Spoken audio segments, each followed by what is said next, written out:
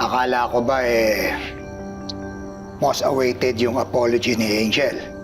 Bakit parang hindi ka naman masaya? Mali po ako.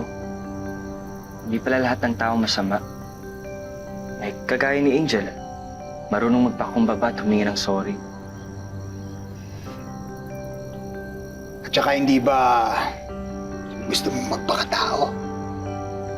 Pero ikaw mismo, nanira ng tao. Sabi mo, idol mo pa. Sorry po. Tsaka sana, matutunan mo rin na hindi porket nagkamali ang isang tao o nilalang gagantihan mo na. Ang sabi nga ni Angel, hindi siya perfect. Wala namang taong perfect.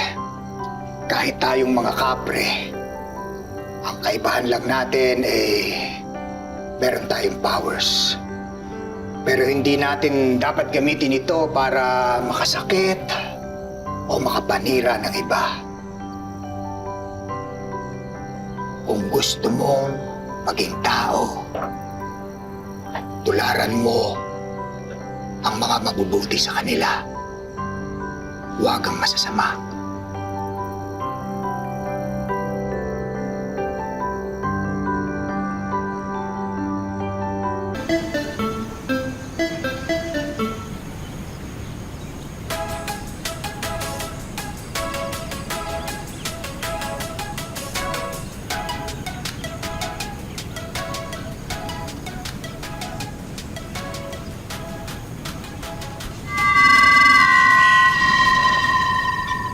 Napanood ko yung apology video mo.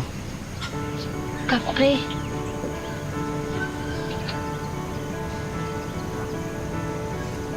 Sorry talaga. Hindi lang kita binash sa TikTok. Ginudge ko pa yung pagiging kapre mo. Okay na yun. Sa totoo nga, ako dapat humingi ng tawad. Kumante ako sa'yo kasi nasaktan ako. Gusto ko lang maramdaman na belong ako kahit kapre ako. Pero hindi naman ibig sabihin na sasapawan kita or gagantihan. Apology accepted na rin.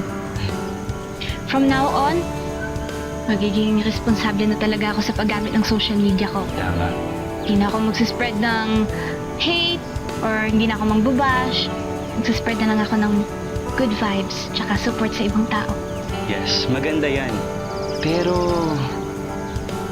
may mas maganda akong naisip.